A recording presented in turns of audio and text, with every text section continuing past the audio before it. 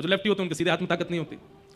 तो ठाकुर जी देखिए संकेत क्या कर रहे हैं, इतने बड़े पर्वत को उठाने के लिए ठाकुर जी बोले सीधा हाथ नहीं, बाम भुजा, और बाम भुजा में भी इकन्नी उंगली जिसमें सबसे कंबल, और उसके भी नख पे गिरिराज जी उठाए। क्यों? क्योंकि गिरिराज धारण करने में प्रभाव का काम है, इसलिए ठाकुर जी ऐसे ही खड़े हो गए जैसे रुई का पोहा उठाया है। लेकिन 50 ग्राम की वंशी उठाने में 2 भुजा का प्रयोग करते हैं, और 2 भुजा भी नहीं उठाते हैं, जैसे कोई भारी वस्तु उठाते हैं तो व्यक्ति टेढ़ा मेढ़ा हो जाता है, व्यक्ति के सारे जोर लग जाते हैं। गिरिराज जी उठा रहे हैं बिल्कुल सीधे खड़े होकर के, वंशी उठाते हैं तब 2 भुजा लगाते हैं, पैर दोनों टेढ़े करते हैं, कमर भी तिरछी करते हैं, मुख भी टेढ़ा करते हैं, तब वंशी धारण करते हैं।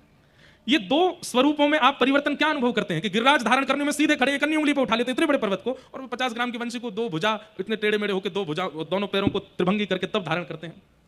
गिरिराज धारण प्रभाव प्रकट कर रहा है, और प्रभाव में ठाकुर जी ज्यादा जाते नहीं, लेकिन वंशी धारण करने से ठाकुर जी भक्तों का आह्वान करते हैं। इसलिए वहां ठाकुर जी क्या कहते हैं, प्रायोरिटी दे रहे हैं। दोनों भुजा का प्रयोग, अधर का प्रयोग, अपने नेत्रों से पंखा जल रहे हैं, नासिका के मोती से मानो छत्र धरा है वंशी के ऊपर, दोनों चरणों को तिरछा किया है, टेढ़े मेढ़े हो गए, झुक गए हैं, वंशी के आगे नतमस्तक हो रहे हैं, तब वंशी धारण कर रहे हैं।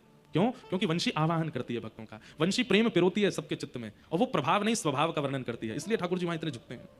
हम लोग उल्टे हैं, जहां प्रभाव प्रकट होना होता हो उसको हम बहुत विस्तारित कर देते हैं, और जहां स्वभाव की बात हो उसको गोपनीय रखते हैं। ठाकुर जी ने स्वभाव वंशी धारण को सब जगह प्रसारित कर दिया, और गिरिराज जी को ऐसे ही उठा लिया, कोई उसमें ज्यादा प्रयोग नहीं किया, प्रयास नहीं किया।